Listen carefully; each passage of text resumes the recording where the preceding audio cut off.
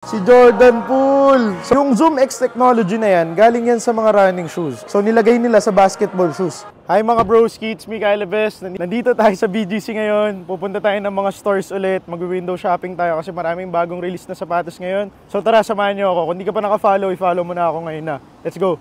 Hey, Nike! Namiss kita. Una ko napansin mga broski, itong LeBron Next Gen na AMPD. Pero wala siyang sale. Naka 8895 siya.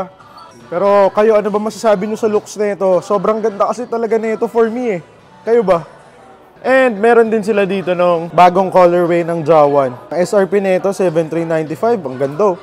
Tignan nyo, may paganto po. So, ito rin yung Christmas, nandito pa. LeBron Next Gen, ang dami pa mga broski. Dalawang colorway, yung purple, yung parang Lakers. And then itong black and white.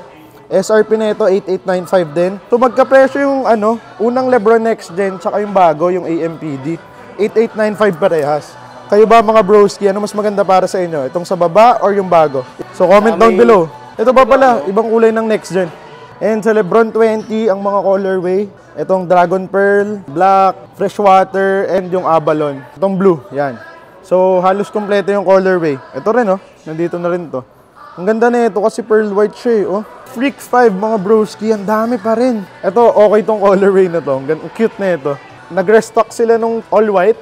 And then ito, meron din. Parang Miles Morales vibes to mga broski. 7,095 SRP ng mga Freak 5. KD16, ang colorway na nandito. This one, yung Phoenix. At ito.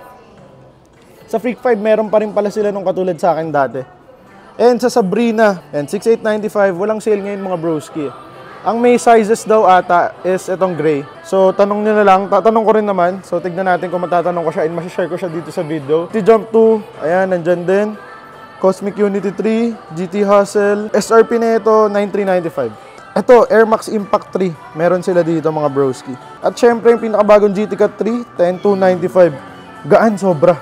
So, yun pala, hindi ko nasabi sa inyo mga broski. Di ba kakapakita ko lang ng mga running shoes? Yung Zoom X technology na yan, galing yan sa mga running shoes. So nilagay nila sa basketball shoes. Sana ma-review natin to, itong GT Cut 3 na to. Sobrang gaan na ito. Tignan natin kung okay ba yung support na. So tara, baba tayo. Ayun, so mga broski, nag-window shopping tayo ngayon. May pipick upin din tayo na sapatos syempre.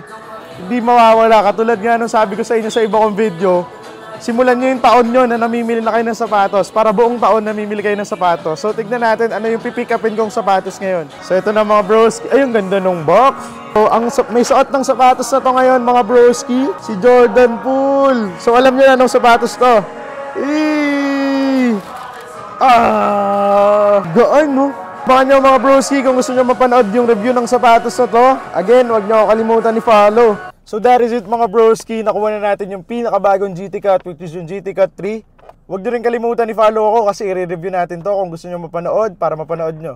Tignan natin kung worth it ba to kasi hype na hype tong sapatos ngayon and sobrang ganda daw kasi talaga ng performance na ito. Kung may gusto kayong sapatos na bilhin ko para i-review ko, comment down below. And if you have comments and suggestions, comment down below then. And again, this is Kyle Best. Don't forget to follow me for more contents like this. Peace!